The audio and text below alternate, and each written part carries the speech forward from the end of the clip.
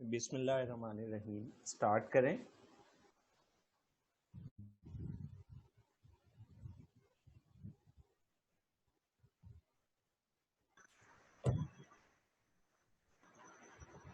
आवाज आ रही है? जी सर, जी शुरू करें। जी हमारा आज का टॉपिक है रेस्पिरेटरी फेलियर। जो आप लोगों को कन्वे किया था ARDS, वो इसी रेस्पिरेटरी फेलियर की ही एक सब टाइप है। पल्मोनोलॉजी के अंदर अगर देखा जाए तो रेस्पिरेटरी फेलियर की दो टाइप्स हैं, टाइप 1 रेस्पिरेटरी फेलियर और टाइप 2 रेस्पिरेटरी फेलियर। हम ये डिस्कस कर चुके हैं कि टाइप 1 रेस्पिरेटरी फेलियर क्या है और टाइप 2 क्या है। दोबारा बता देता हूँ कि टाइप 1 रेस्पिरेटरी फेलियर में सिर्फ ऑक्सीजन हाइपॉक्सिया। की डेफिशिएंसी होती है, कार्बन डाइऑक्साइड अपने नॉर्मल लेवल पर होती है या कम होती है। टाइप 1 रेस्पिरेटरी फेलियर की एग्जांपल हैं एक्यूट सवेयर एस्थमा या फिर पेशेंट को एक्यूट नमोनिया हो, तो ये टाइप 1 रेस्पिरेटरी फेलियर की एग्जांपल्स हैं।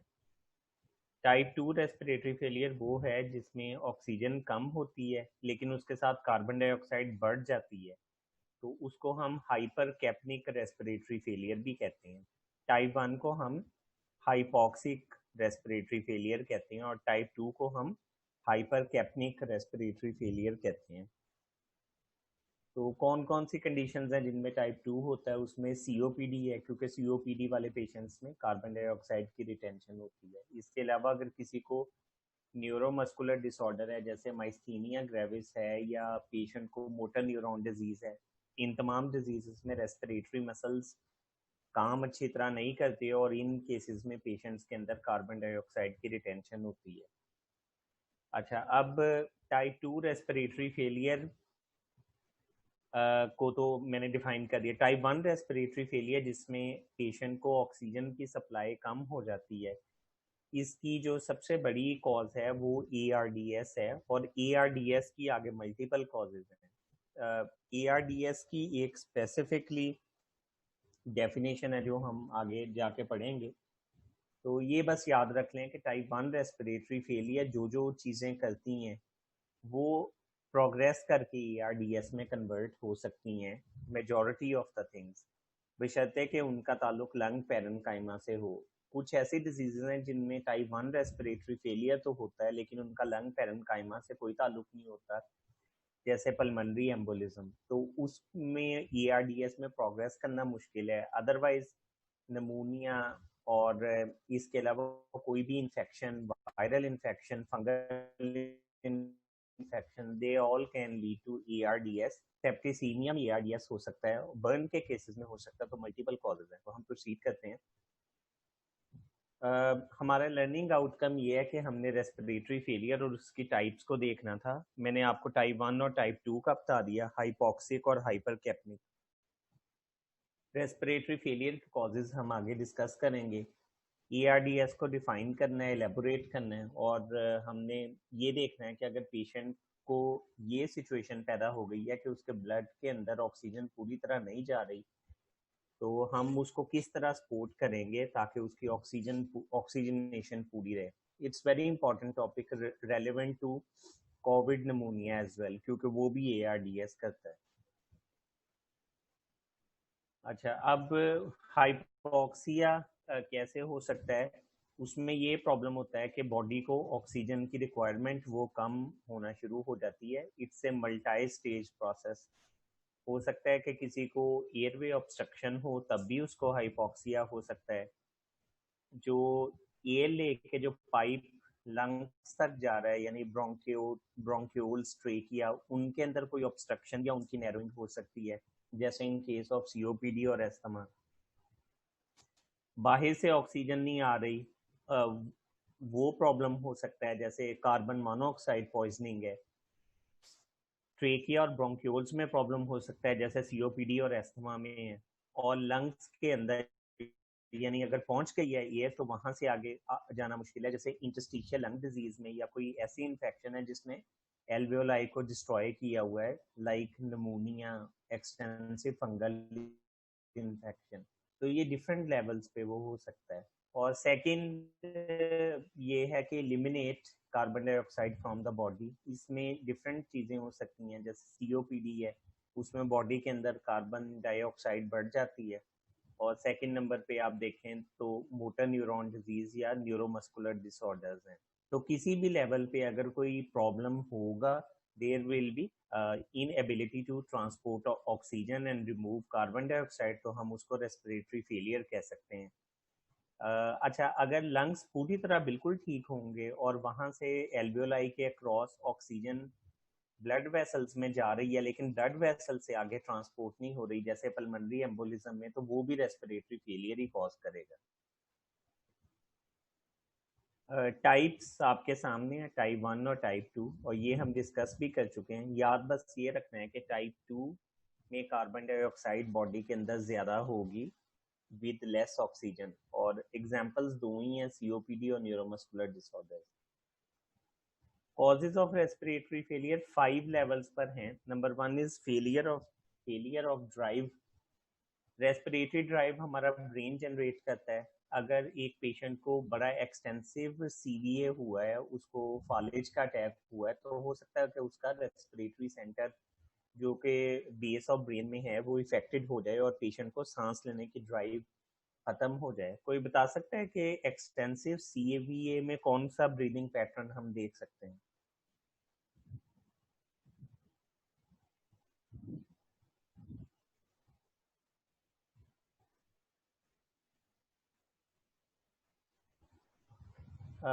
आता नहीं आंसर, या आवाज नहीं आ रही? सर आंसर नहीं आता। अच्छा, अगर आप पल्मो की वो जो बुक आप पढ़ते हैं मेथड्स वाली, उसमें देखें तो एक काइंड स्ट्रोक ब्रीदिंग होती है जो कि CVA के केसेस में आती है। इसके अलावा एक और टाइप ऑफ ब्रीदिंग है जिसको हम कहते हैं बायोट्स ब्रीदिंग, BIOT''S। इन दोनों टाइप ऑफ ब्रीदिंग में there is irregular breathing cycle, और ये उस वक्त आता है जब एक्सटेंसिव ब्रेन डैमेज हो। CVA के अलावा ब्रेन ट्यूमर भी फेलियर ऑफ ड्राइव कर सकता है, और इसके अलावा अगर पेशेंट ने बहुत ज़्यादा ऐसी ड्रग्स ले ली हैं जैसे बेंजोडाइजेपिन्स, तो उसका रेस्पिरेटरी सेंटर डिप्रेस हो सकता है। सेकंड नंबर पे आ जाता है पंप फेलियर। पंप फेलियर से आप बता सकते हैं कि क्या मुराद है, क्या होता है पंप फेलियर?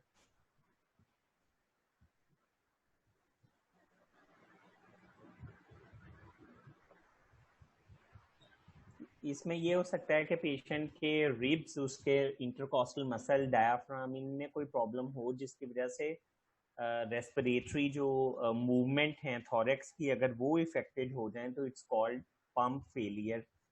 ये आपने पढ़ा भी होगा, बकेट एक्शन होता है थॉरेक्स में, आपने एनाटॉमी में पढ़ा होगा, जिससे रिब्स ऊपर की तरफ जाती हैं और ओपन होती हैं।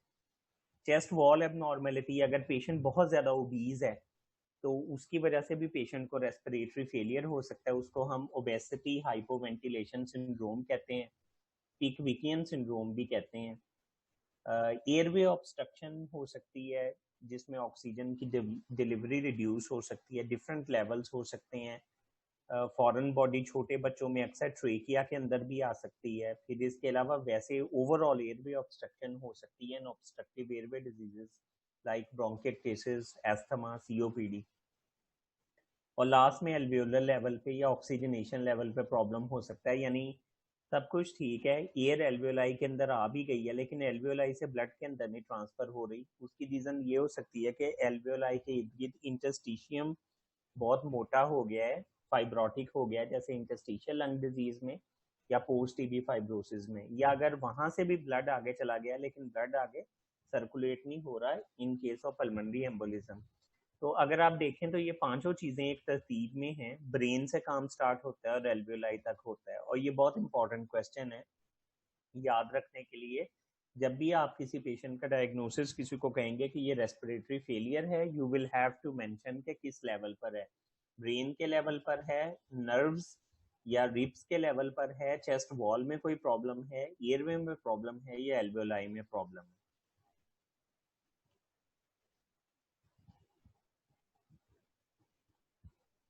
ये एक video. Respiratory failure happens when not enough oxygen passes from your lungs into your blood. Your body's organs, such as your heart and brain, need oxygen-rich blood to work well. Respiratory failure also can happen if your lungs can't remove carbon dioxide, a waste gas, from your blood. Too much carbon dioxide in your blood can harm your body's organs. Diseases and conditions that affect your breathing can cause respiratory failure. Examples include lung diseases such as COPD, chronic obstructive pulmonary disease, pneumonia, pulmonary embolism, and cystic fibrosis. Conditions that affect the nerves and muscles that control breathing, such as spinal cord injuries, muscular dystrophy and stroke. Damage to the tissues and ribs around the lungs. An injury to the chest can cause this damage. Drug or alcohol overdose. Injuries from inhaling smoke or harmful fumes.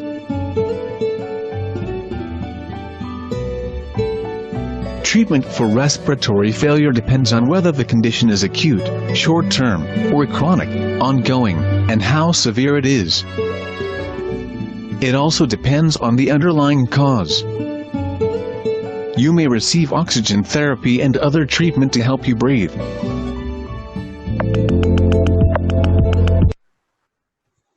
अच्छा, जैसा कि आपको बताया कि treatment depend करेगी कि main उसका यही है कि आपने पेशेंट की ऑक्सीजन को पूरा करना है, वो किस तरीके से हो सकती है वो हम देख सकते हैं, आगे देखेंगे। डायग्नोस्टिक अप्रोच क्या है कि आपके पास एक पेशेंट आ गया रेस्पिरेटरी फेलियर का और आप ये देखना चाह रहे हैं कि उसको किस जगह पर प्रॉब्लम है, तो आप उसकी डिजीज वाइज हिस्ट्री लेंगे। मिसाल के तौर पे अगर आपको लगता है कि इसको सीओपीडी है तो आप स्मोकिंग की हिस्ट्री लेंगे, एस्थमा की अलग हिस्ट्री होगी, ब्रोंकिक्टेसिस की अलग हिस्ट्री होगी, इसके अलावा न्यूरोमस्कुलर डिसऑर्डर्स की अलग हिस्ट्री होगी, सीवीए की हिस्ट्री आपको देखने से ही पता चल जाएगा। तो डिफरेंट जो डिजीजेस हैं उनकी हिस्ट्री पेशेंट आपको खुद बता देगा या उसके अटेंडेंट्स बता देंगे। और एग्जामिनेशन भी आप रेलेवेंट करेंगे। अगर आपको लगता है कि पेशेंट को वीज आ रही है या क्रेपिटेशंस आ रहे हैं तो आप अकॉर्डिंग टू द सिचुएशन देख सकते हैं। And then you can go for investigations. सबसे इसमें इंपॉर्टेंट इन्वेस्टिगेशन जो होती है दैट इज पल्स ऑक्सीमीटर, जो हम आजकल कॉमनली यूज कर रहे हैं। पल्स ऑक्सीमीटर हमें बता देता है कि पेशेंट की बॉडी के अंदर ऑक्सीजन कम है या नहीं। 92 या 93 से ऊपर रीडिंग नॉर्मल होती है, इससे नीचे अगर चली जाए तो it means there is some problem. तो इस चीज को कम करने के चेक करने के लिए हम आर्टीरियल ब्लड गैसेस लेते हैं। आर्टीरियल ब्लड गैसेस का ये फायदा है कि एक तो ये हमें बता देती है कि पेशेंट के ब्लड के अंदर ऑक्सीजन कितनी है, और सेकेंडली ये कि कार्बन डाइऑक्साइड नॉर्मल है या ज्यादा है। यानी टाइप 1 और टाइप 2 रेस्पिरेटरी फेलियर को डिफरेंशिएट करने के लिए आर्टीरियल ब्लड गैसेस करवानी जरूरी है। फिर आप चेस्ट एक्सरे करवा सकते हैं, इससे आपको ये अंदाजा हो जाएगा कि पेशेंट के लंग पैरेनकाइमा में कोई प्रॉब्लम तो नहीं है, नमूनिया या कोई इस किस्म का प्रॉब्लम जो पैरेनकाइमा को इन्वॉल्व कर रहा है, इंटरस्टिशियल लंग डिजीज वो तो नहीं है। पल्मोनरी फंक्शन टेस्ट ऑब्स्ट्रक्टिव और रिस्ट्रिक्टिव पैटर्न को डिफरेंशिएट कर सकते हैं, ये भी आपको हेल्पफुल हो सकते हैं। और फिर आप एंटीबॉडीज करवा सकते हैं फॉर ऑटो इम्यून डिसऑर्डर्स या माइस्थीनिया को चेक करने के लिए, और मसल बायोप्सी आप करवा सकते हैं फॉर मसल डिजीजेस जैसे पोलीमायोसाइटिस या इस तरह का अगर कोई डिजीज है तो उसमें अल्टीमेटली रेस्पिरेटरी फेलियर हो जाता है। तो ये लिस्ट काफ़ी बड़ी है, सिर्फ आप ये जहन में रखें कि पेशेंट की जो हिस्ट्री है that is very important to determine cause of respiratory failure. Treatment options का अगर आप देखें तो इसमें किसी ख़ास ड्रग की ज़रूरत नहीं है जब तक आप कॉज डिटरमिन ना कर लें। अगर तो आप लकी हैं तो आपको कोई ऐसी डिजीज़ इनकाउंटर होगी जिसकी कोई ना कोई ट्रीटमेंट मौजूद है, जैसे एस्थमा, सीओपीडी, इनकी ट्रीटमेंट मौजूद है। इसी तरह नमूनिया और सेप्सिस के लिए एंटीबायोटिक्स भी मौजूद है।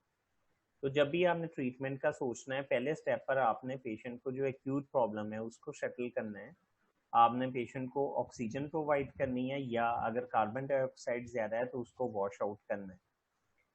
सेकंड स्टेप पे आपने अंडरलाइन कॉज को ट्रीट करने के लिए ब्रोंकोडाइलेटर्स दे सकते हैं, एंटीबायोटिक्स दे सकते हैं, और आफ्टर दैट अगर इससे भी मसला नहीं हल होता तो फिर आप नॉन इन्वेसिव या इन्वेसिव वेंटिलेशन वो दे सकते हैं। नॉन इन्वेसिव और इन्वेसिव वेंटिलेशन इन दोनों में ये होता है कि पेशेंट को सांस लेने में थोड़ी असिस्टेंस मिल जाती है, उसकी ऑक्सीजन सप्लाई थोड़ी बेहतर हो जाती है और कार्बन डाइऑक्साइड वॉश करने में मदद मिल जाती है। ऑक्सीजन देने के लिए आप डिफरेंट जब इंशाल्लाह वार्ड्स में आएंगे तो देखेंगे हम नेजल प्रॉन्ग्स भी यूज़ कर सकते हैं, ऑक्सीजन मास्क आप यूज़ कर सकते हैं, रीब्रीदेबल मास्क यूज़ कर सकते हैं जिसको NRM कहते हैं, नॉन रीब्रीदेबल मास्क, और ऑक्सीजन कॉन्सेंट्रेटर भी आप यूज़ कर सकते हैं। इन सब के आगे पिक्चर्स हैं, मैं आपको दिखाता हूँ। फर्क इनमें सिर्फ इतना है कि नीजल प्रॉन्ग्स है ना 3-4 लीटर तक, अगर आपने 6 लीटर तक अगर ऑक्सीजन देनी है तो तब ये इफेक्टिव हैं।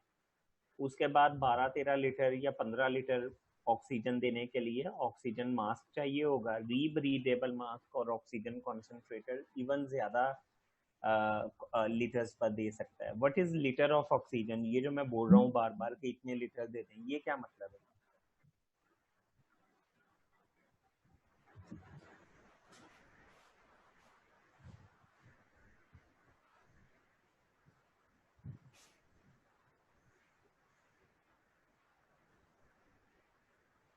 अच्छा, जब भी आप किसी को ना ऑक्सीजन लगाते हैं तो ऑक्सीजन टैंक के ऊपर एक कंट्रोलर लगा होता है, उस कंट्रोलर पर 0 से लेकर 15 तक की मार्किंग होती है। तो 15 का मतलब ये है कि वो 15 लीटर तक ऑक्सीजन दे सकता है।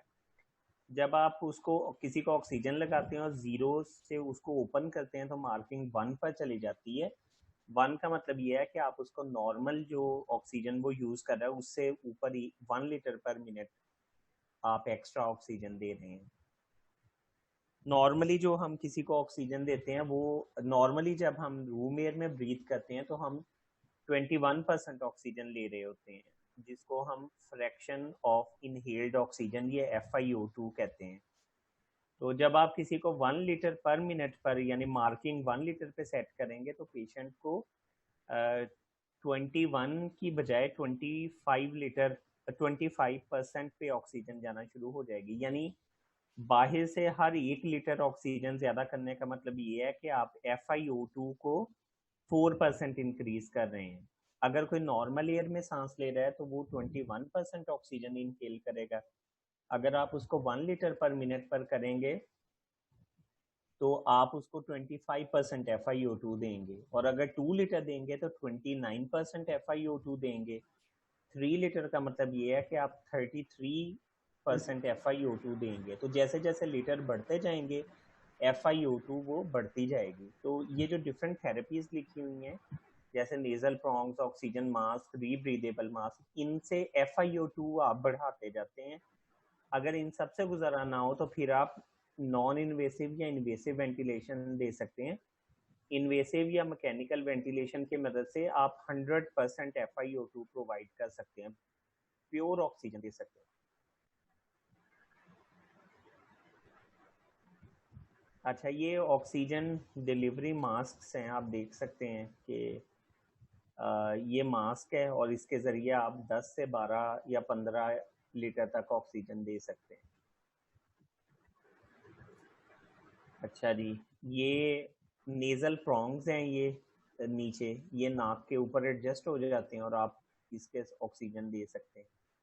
ये ऑक्सीजन डिलीवरी मास्क है, ये डिफरेंट तरह के, ये एम्बो बैग है, ये देते हैं अगर पेशेंट को ऑक्सीजन की ज़रूरत हो तो ETT के साथ हम इसको अटैच कर सकते हैं, एंडोट्रेकियल ट्यूब के साथ, और इसकी पोस्टीरियरली हम ऑक्सीजन सप्लाई अटैच कर सकते हैं।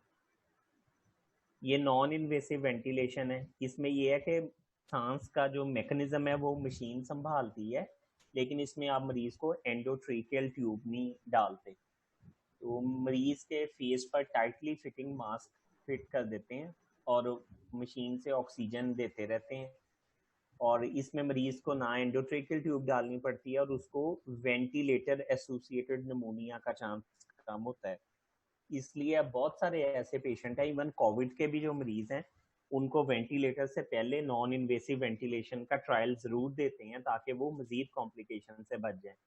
जब कुछ भी ना प्रॉब्लम हल हो तो उसके बाद फिर एंडोट्रेकियल ट्यूब डाल देते हैं। इसमें मरीज को खुद से कोई मेहनत नहीं करनी पड़ती, मशीन बाहर से ह्यूमिडिफाइड एयर लेगी और उसको एंडोट्रेकियल ट्यूब के जरिए आपके लंग्स में शिफ्ट कर देगी और वहां से कार्बन डाइऑक्साइड वापस लेके उसको बाहर रिलीज कर देगी। तो ऑक्सीजन जाती रहेगी, कार्बन डाइऑक्साइड रिलीज होती रहेगी। और इसका मशीन का फ़ायदा ये है कि इसमें पेशेंट की कोई एफर्ट नहीं है, जो आप जिन सेटिंग्स पे आप चलाना चाहेंगे मरीज उस पर चलता रहेगा। और इसका नुकसान क्या है कि इसमें क्योंकि आपने पेशेंट को एंडोट्रेकियल ट्यूब पास कर दी तो उसका अपर एयरवे का प्रोटेक्टिव मैकेनिज्म डिस्ट्रॉय हो जाएगा and there is a chance के मरीज की जो वेंटिलेटर एसोसिएटेड नमोनिया वो हो जाए या उसको एस्पायरेशन नमोनिया हो जाए एस्पायरेशन की वजह से। क्योंकि नॉर्मली जो मरीज होश में होता है उसके ट्रेकिया में पानी का कतरा भी चला जाए तो शदीद कफ स्टार्ट हो जाती है, लेकिन जो पेशेंट मैकेनिकल वेंटिलेशन पे है उसमें इस तरह कुछ भी नहीं होगा और डायरेक्टली बाहर से जो भी वाटर या कोई भी अगर फूड पार्टिकल है कोई भी चीज़ है वो डायरेक्टली उसके लोअर रेस्पिरेटरी ट्रैक्ट्स में वो जा सकती है। एंडोट्रेकियल ट्यूब का मैं बता देता हूँ आपको। Called a laryngoscope to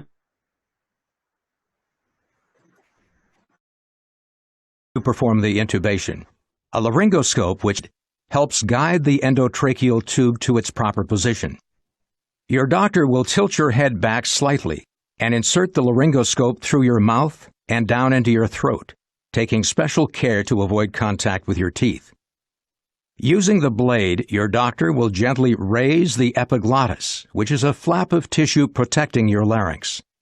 He or she will then advance the tip of the endotracheal tube into the trachea.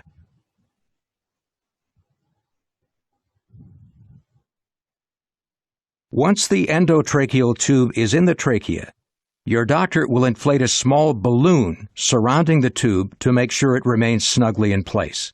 Your doctor will remove the laryngoscope and tape the tube to the corner of your mouth to prevent it from being jostled out of position. Your doctor will check to see that the tube is properly positioned in the lower part of the trachea by inflating your lungs with a special bag and listening for breath sounds on both sides of your chest. If the end of the tube is too low, both lungs will not receive the same amount of air. In some cases, an X-ray is taken immediately after intubation to confirm the tube's placement. Once the endotracheal tube is in the proper position, your doctor will attach it to the mechanical ventilator, a specially designed pump that aids respiration by delivering well-oxygenated air into the lungs and permitting carbon dioxide to escape from the lungs. Levels of oxygen and carbon dioxide will be closely monitored to confirm that the ventilator is working. Once your अब हम ARDS की तरफ आ जाते हैं because ARDS is a very common cause of type 1 respiratory failure. तो इसमें ये सारा देख लेते हैं, definition, clinical history, pathophysiology, diagnosis और मैनेजमेंट। मैं आपको थोड़ा ब्रीफली पहले वैसे खुद बता देता हूँ। नाम से ही जैसे जाहिर है कि ARDS stands for acute respiratory distress syndrome. Acute का मतलब ये है कि जो भी इवेंट हुआ है वो उसकी ड्यूरेशन 1 हफ्ते से कम है, जिसकी वजह से पेशेंट को रेस्पिरेटरी फेलियर हुआ है। और सेकंड नंबर पर ये इसमें होता ये है कि पेशेंट को कोई ना कोई ऐसी बॉडी में इंसल्ट या प्रॉब्लम होती है जिसकी वजह से जो 7 डेज से कम हो, उसका रिजल्ट ये निकलता है कि पेशेंट की ऑक्सीजनेशन खराब हो जाती है। और ऑक्सीजनेशन किस लेवल पे खराब होती है? At the level of alveoli. किस तरह खराब होती है? अगर एल्वियोलाई के अंदर एक्सुडेट भर जाए, जैसे अगर किसी पेशेंट को बाइलेटरल नमूनिया हो तो उसमें ARDS हो जाता है, या कोई बॉडी में ऐसी इन्फ्लेमेशन है जिसकी वजह से उसके पूरी बॉडी में इन्फ्लेमेटरी मार्कर्स फैल गए हैं और वही मार्कर्स लंग में आएंगे तो वो एक्सुडेशन कॉज करेंगे। सेकंड कॉज ये हो सकती है कि एल्वियोलाई के बाहर जो इंटरस्टिशियम है वो बहुत ज़्यादा सख्त हो गया है एकदम से। इंटरस्टिशियल, उसमें एक टर्म हम यूज़ करते हैं एक्यूट इंटरस्टिशियल नमोनिया, उसके अंदर ये प्रॉब्लम हो सकता है। तो जो भी मसला हो वो एक तो लंग्स की दोनों साइड्स को इन्वॉल्व करेगा, एक्यूट होगा, और उसका रिजल्ट क्या निकलेगा कि वो एनवायरनमेंट से जो ऑक्सीजन हमारे लंग्स के अंदर पहुंची है उस ऑक्सीजन को ब्लड तक नहीं जाने देगा। तो इसको हम कह सकते हैं कि ये ARDS है। और पैथोफिजियोलॉजी भी इसी में ही आपको बता दी कि एक्सुडेशन होगी। अब वो एक्सुडेशन बैक्टीरिया की वजह से हो जाए या इन्फ्लेमेशन की वजह से हो जाए, तो वो है। डायग्नोसिस किस तरह करेंगे? डायग्नोसिस EBGs के जरिए करेंगे। और मैनेजमेंट क्या है? ARDS की मैनेजमेंट ये है कि आपने पेशेंट की बॉडी के अंडरलाइन कॉज को दूर करना है और उसकी बॉडी के अंदर ऑक्सीजन की कमी को दूर करना है। अब वो डिफरेंट तरीके से कर सकते हैं। आप नेजल प्रॉन्ग्स भी दे सकते हैं, आप उसको रीब्रीदेबल मास्क भी यूज कर सकते हैं, आप नॉन इन्वेसिव वेंटिलेशन भी यूज कर सकते हैं, और आखिरी हरबा यही है कि आप उसको मैकेनिकल वेंटिलेशन पर शिफ्ट कर सकते हैं। ये सेम सिनेरियो है जो हम कोविड के केसेस में यूज कर रहे हैं। आप सबको पता है कि जब कोविड निमोनिया होता है तो पेशेंट के लंग्स में बायलैटरल इन्फिल्ट्रेट्स डेवलप हो जाते हैं बहुत शॉर्ट ड्यूरेशन में। फिर उसकी ऑक्सीजन कम होती है तो हम उसको ऑक्सीजन देना शुरू कर देते हैं। अगर उस पर मामला हल ना हो तो हम उसको नॉन इन्वेसिव वेंटिलेशन देते हैं, और अगर बिल्कुल हल ना हो तो हम उसको मैकेनिकल वेंटिलेशन पे शिफ्ट कर देते हैं, because Covid pneumonia is an example of ARDS। तो ये आप देख सकते हैं कि रैपिड डिस्निया होगा उसको 6-7 डेज के अंदर अंदर, हाइपोक्सिया होगा, और लंग में दोनों तरफ इन्फिल्ट्रेट्स होंगे। ये बर्लिन क्राइटेरिया है, इसमें भी यही चीज बताई गई है कि सिम्टम्स विद इन 1 वीक होंगे of non clinical insult, bilateral opacities होंगी, और आपने कार्डिक कॉज पल्मोनरी एडीमा को रूल आउट करना है, क्योंकि पल्मोनरी एडीमा में भी 1 हफ्ते के अंदर अंदर सांस का मसला और बायलैटरल इन्फिल्ट्रेट्स बन सकते हैं। तो उसके लिए आप इकोकार्डियोग्राफी जरूर करवाएंगे पेशेंट की अगर आपको लगता है। और लास्ट में ये कि जब आप EBGs करवाएं तो PaO2 और FiO2 की रेशियो 300 से कम हो। ये कॉन्सेप्ट आपका क्लियर है? PaO2 या FiO2 रेशियो, ये मैं काफी दिनों से आपको ग्रुप में भी लगा रहा हूँ और वैसे भी।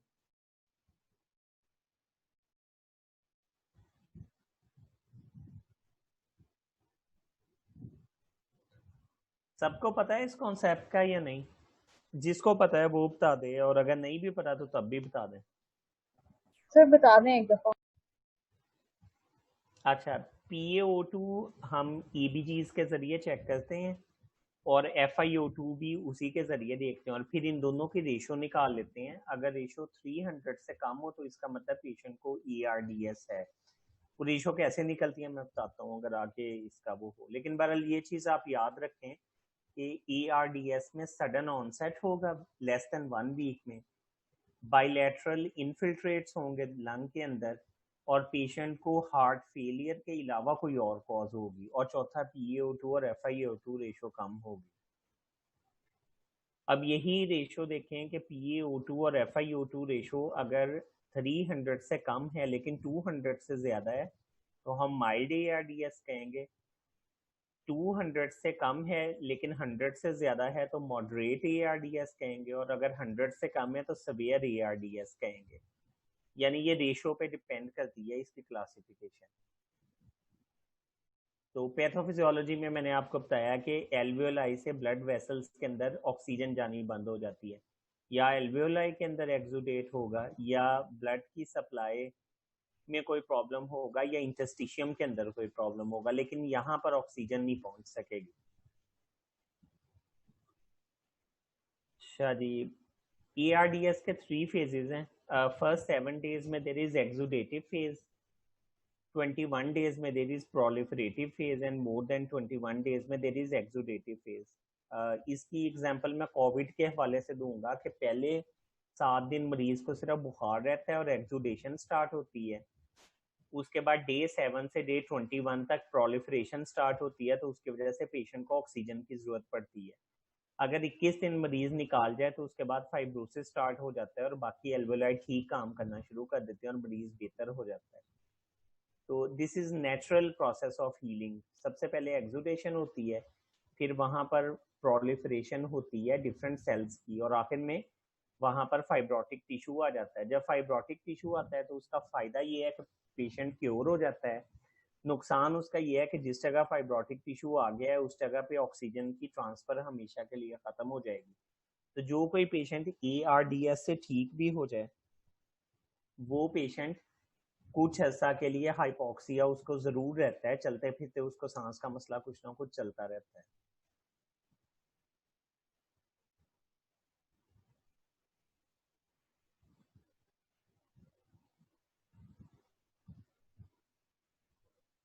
तो जी ये इसमें होता है कि एल्वियोलर इंजरी होती है and there is release of pro inflammatory cytokines, interleukin 1, tumour necrosis factor alpha, interleukin 6 और इंटरल्यूकिन 8। ये न्यूट्रोफिल्स को बुलाते हैं। न्यूट्रोफिल्स वहां पर टॉक्सिक रिलीज करते हैं, टॉक्सिन्स, जिनकी वजह से एक्सुडेशन भी होती है, प्रोलिफरेशन भी होती है और फाइब्रोसिस भी होता है। ये बहुत इंपॉर्टेंट स्लाइड है, इसमें आप देख सकते हैं कि ERDS की कॉजेज क्या क्या हो सकती हैं।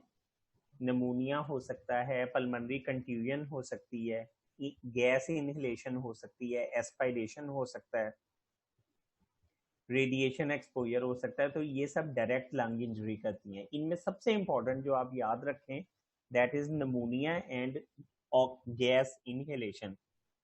कभी वो आपने सुना है कि वो जो सैनिटरी वर्कर्स हैं जब वो गटर में उतरते हैं तो they die at the spot.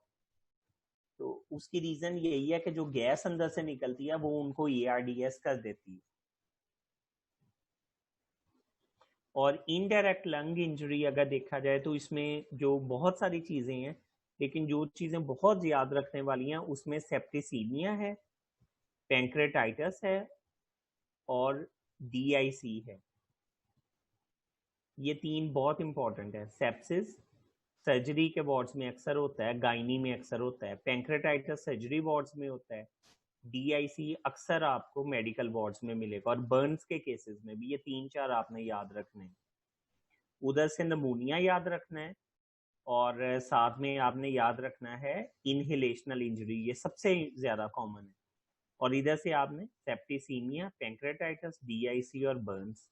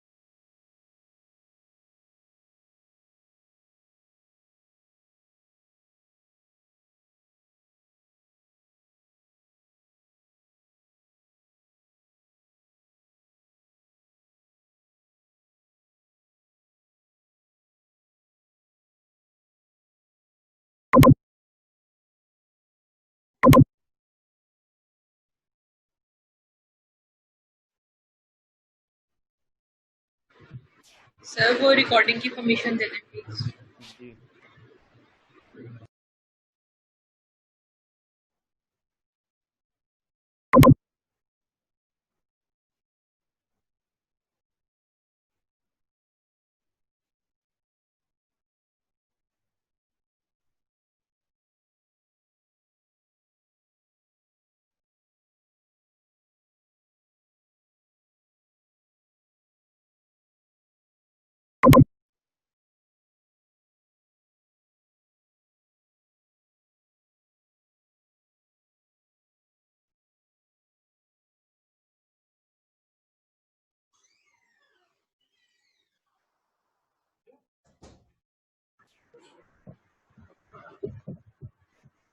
इसको हम फिर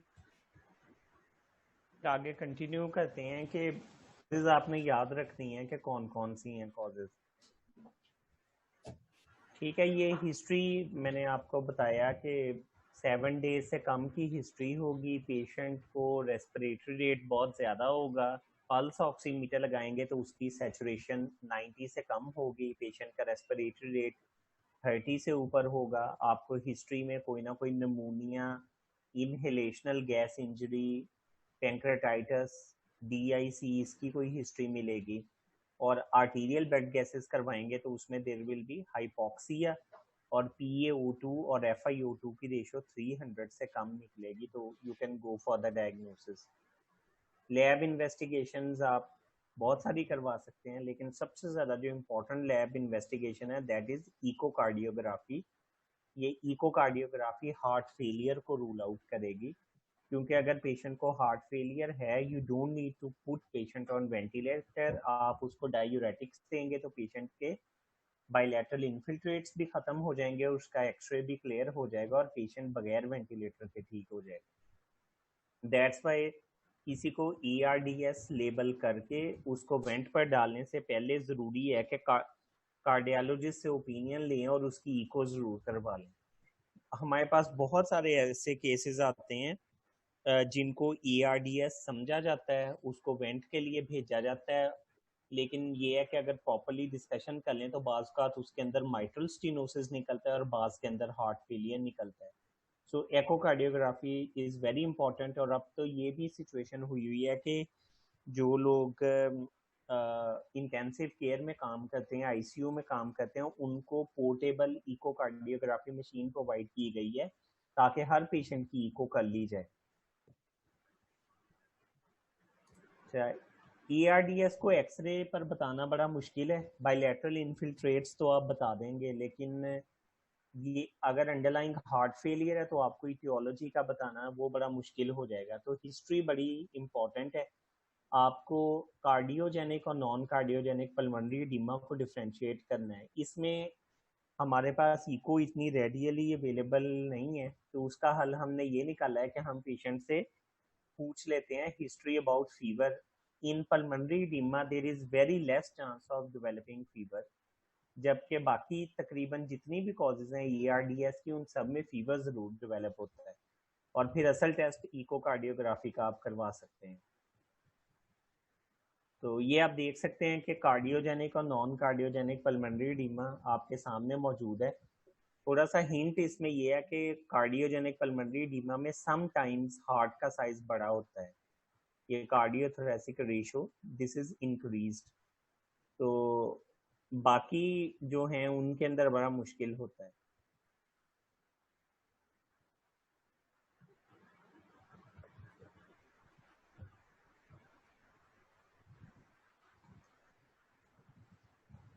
तो ये जो है heart size this is increased, sorry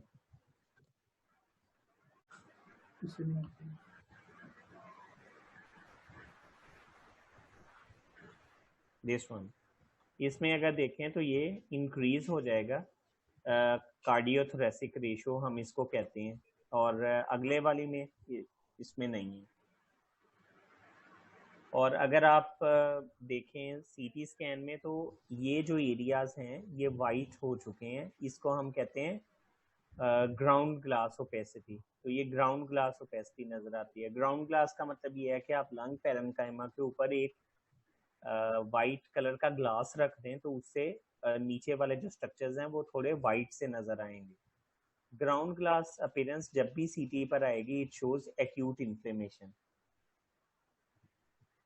treatment options मैं आपको बता चुका हूँ, दोबारा हम रिपीट कर लेते हैं कि हम नेज़ल प्रोंग्स के ज़रिए दे सकते हैं ऑक्सीजन मास्क यूज़ कर सकते हैं, रीब्रीदेबल मास्क यूज़ कर सकते हैं, ऑक्सीजन कॉन्सेंट्रेटर यूज़ कर सकते हैं, नॉन इन्वेसिव वेंटिलेशन दे सकते हैं और इन्वेसिव मैकेनिकल वेंटिलेशन दे सकते हैं, लेकिन we will go stepwise. Management आपको पता है कि जो कॉज होगी उसके मुताबिक हम डील करेंगे। अगर इन्फेक्शन कॉज है तो एंटीबायोटिक्स देंगे और ड्रेनेज कर सकते हैं। एस्पायरेशन के केस में एस्पायरेशन नमूनिया है तो उसमें हम एयरवे को प्रोटेक्ट करेंगे। ड्रग्स होंगी तो ड्रग्स को मज़ीद उसको पेशेंट को रोकेंगे कि ड्रग्स नहीं यूज़ करनी। अगर पैंक्रेटाइटिस है तो पैंक्रेटाइटिस की मैनेजमेंट देंगे और बाकी जो भी कॉज हो उसके मुताबिक मैनेज कर सकते हैं। ये एक वेंटिलेटर है जिसके साथ उसका ये डिफरेंट पार्ट्स हैं इसके, ये स्क्रीन है ये जो एरिया है इसको हम वेंटिलेटर का सर्किट कहते हैं। ये सर्किट पेशेंट की एंडोट्रेकियल ट्यूब के साथ अटैच हो जाता है और ये जो एरिया है इसको हम फिल्टर कहते हैं। ये जो एक्सहेल करता है तो उसके सांस के अंदर जो भी टॉक्सिक जरासीम या फंगस वगैरह होते हैं उसको ये ट्रैप कर लेता है और वो मशीन के अंदर नहीं जाते। मैकेनिकल वेंटिलेशन की जो इंडिकेशंस हैं वो यही हैं कि पेशेंट का सांस बिल्कुल रुक गया हो तब आपने करना है, या पेशेंट को सवेयर हाइपोक्सिया हाइपरकैपनिया हो यानी टाइप 1 रेस्पिरेटरी फेलियर हो या टाइप 2 रेस्पिरेटरी फेलियर हो। और लास्ट इसकी इंडिकेशन ये है कि मरीज आपके सामने बैठा है, उसकी ऑक्सीजन सैचुरेशन पूरी है लेकिन उसका रेस्पिरेटरी रेट बहुत ज़्यादा है, 35 है, और आपको लगता है कि 1-2 घंटे के बाद मरीज के जो रेस्पिरेटरी मसल्स हैं वो फटीग हो जाएंगे। एट दैट टाइम आपको डिसाइड करना पड़ता है कि आपने इसको वेंटिलेटर के साथ अटैच करना है या नहीं। तो मसल फटीग बहुत बड़ी इंडिकेशन है वेंटिलेटर के साथ अटैच करने की। ये डिफरेंट मोड्स हैं, इनमें सिर्फ थोड़ा सा आपको बताऊंगा जो आपसे रिलेटेड है। एक है mode controlled mechanical ventilation CMV। Controlled mechanical ventilation का मतलब ये है कि मरीज को सिडेटिव और पैरालाइजिंग ड्रग्स लगा देते हैं, न्यूरोमस्कुलर ब्लॉकेट ड्रग्स। मरीज बिल्कुल उसके बॉडी का हर मसल वो पैरालाइज हो जाता है इंक्लूडिंग रेस्पिरेटरी मसल। आप मरीज को वेंटिलेटर के साथ अटैच कर देते हैं और आप डिफरेंट पैरामीटर्स के साथ उसका रेस्पिरेटरी रेट भी सेट कर देते हैं। जो रेस्पिरेटरी रेट आपने सेट कर दिया मरीज उसी के मुताबिक सांस लेगा। जैसे अगर आपने कहा कि मरीज को 18 सांस लेने हैं 1 मिनट में, तो वेंट उसको 18 ही सांस देगा और आगे मरीज भी उसके मुताबिक चलेगा क्योंकि वो मुकम्मल तौर पे पैरालाइज्ड है। और दूसरा जो मशहूर मोड है वो है synchronised intermittent mandatory ventilation SIMV। SIMV का मतलब ये है कि मरीज कॉन्शियस रहेगा। ये फर्क सोच लें कि कंट्रोल्ड मैकेनिकल वेंटिलेशन में पेशेंट जो है वो पैरालाइज्ड होगा और SIMV में जो पेशेंट है वो होश में होगा और वो खुद सांस की एफर्ट क्रिएट करेगा। बस SIMV में ये होगा कि जब मरीज सांस लेना शुरू करेगा तो मशीन उसको फोर्स कर देगी, यानी पेशेंट विल इनिशिएट ब्रीदिंग और मशीन उसको फोर्स कर देगी तो पेशेंट का वर्क ऑफ ब्रीदिंग थोड़ा कम हो जाएगा। अच्छा, SIMV में आप ब्रीदिंग रेट नहीं सेट कर सकते। मरीज चाहे 1 मिनट में 40 दफ़ा सांस ले तो हर दफ़ा मशीन उसको सपोर्ट करेगी और उसका वर्क ऑफ ब्रीदिंग कम हो जाएगा। लेकिन इसमें आप मिनिमम सांस सेट कर सकते हैं, जैसे 16 या 18 के। अगर मरीज का रेस्पिरेटरी रेट 16 या 18 से कम हो जाए तो तब SIMV खुद ही CMV में कन्वर्ट हो जाएगा। इस चीज की कुछ समझ आई?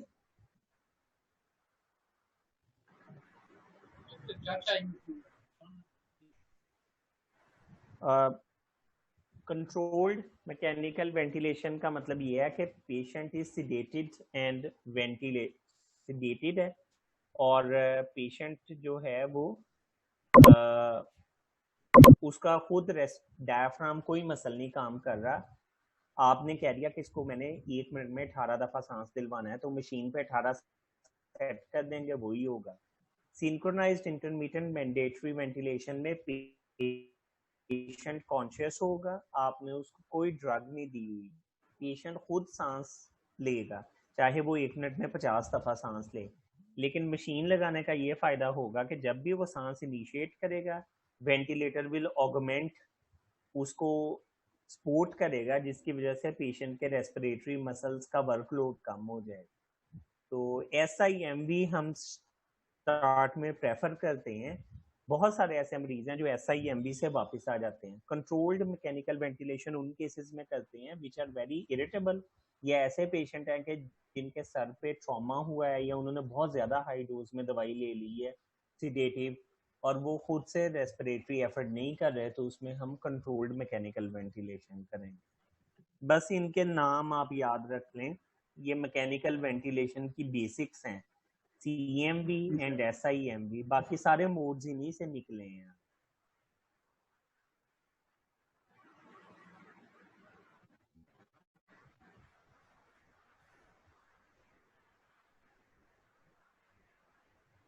कॉम्प्लिकेशंस क्या हो सकती हैं मैकेनिकल वेंटिलेशन की? जब आप बाहर से सांस प्रोवाइड कर रहे हैं तो it can lead to barotrauma, यानी पेशेंट को न्यूमोथोरेक्स डेवलप हो, यानी एल्वियोलाई की मिसाल बैलून्स की तरह है। अगर बाहर से आप बहुत ज़्यादा प्रेशर से एयर देंगे तो वो उन बैलून्स को रप्चर कर देगी and there will be pneumothorax, और वही न्यूमोथोरेक्स फिर उसके सबक्यूटेनियस स्पेस में इकट्ठा हो जाएगा, तो उसको हम सर्जिकल एम्फाइजीमा कहते हैं। वेंटिलेटर एसोसिएटेड निमोनिया आईसीयूज के अंदर बहुत होता है। इसके अलावा अगर आप किसी पेशेंट को न्यूरोमस्कुलर ब्लॉकिंग एजेंट्स देंगे या स्टीरॉइड्स देंगे तो देयर विल बी मायोपैथी। और दूसरा ये कि अगर पेशेंट को मैकेनिकल वेंटिलेशन पे रखा हुआ है तो वो खाना इतना नहीं ले सकेगा, there will be significant weight loss within days. Prognosis ये है कि प्रोग्नोसिस वैसे तो अच्छा है अगर patient within 1 week respond कर दे, लेकिन अगर नहीं करता तो बहुत मुश्किल होता है उसको वेंट से रिमूव करना।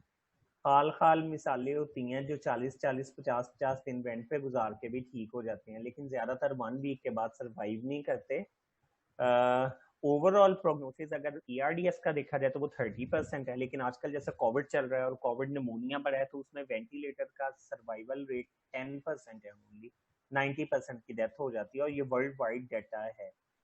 तो इसलिए कोविड के केसेस में हम कोशिश करते हैं कि पेशेंट को वेंटिलेटर पे ना किया।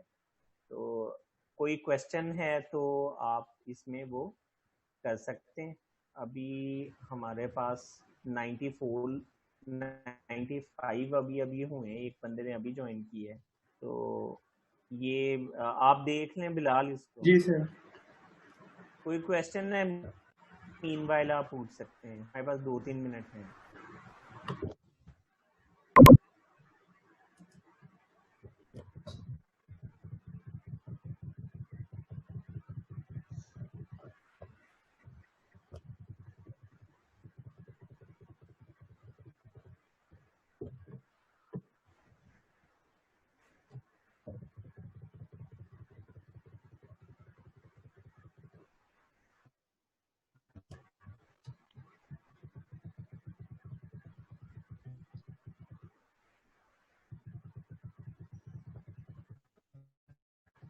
कोई करेगा? बर्लन क्राइटेरिया क्या है ERDS का?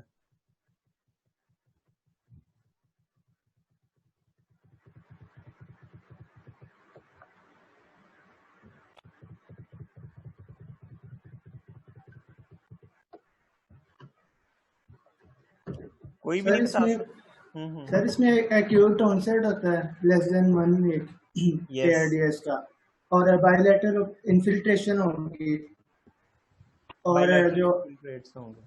जी सर, और जो PiA2 और ओवर FiO2 रेशियो वो डिक्रीज होगी लेस देन 300। जी सर, लेस देन 300। और चौथा ये कि कार्डियक कॉज रूल आउट करेंगे जी आप सर, इकोकार्डियोग्राफी। इकोकार्डियोग्राफी में। जी सर। सर इसमें वेंटिलेशन पे जब बंदा चला जाता है कितने % चांसेस है रिकवरी के, जो कोविड है या इसमें? It depends upon cause. Pancreatitis pneumonia वगैरह में बेहतरी का काफ़ी चांस होता है, जबकि वायरल निमोनियाज में कम चांस होता है। Depends upon cause. जी सर, थैंक यू सर। चलें बस ख़त्म करें। जी सर, मैंने बना लिए, अटेंडेंस में लगा लूँगा, वीडियो बना लिए। चलें ठीक है। अच्छा, अब हमारा एक ही टॉपिक रह गया है COPD। उसमें हमें मे भी सेशन 15-1 मिनट ज़्यादा करना पड़े क्योंकि वो काफ़ी बड़ा टॉपिक है, तो कोशिश करूँगा कि उसको 45 मिनट्स या 50 मिनट्स में खत्म करूँ। ओके, अल्लाह हाफ़िज़।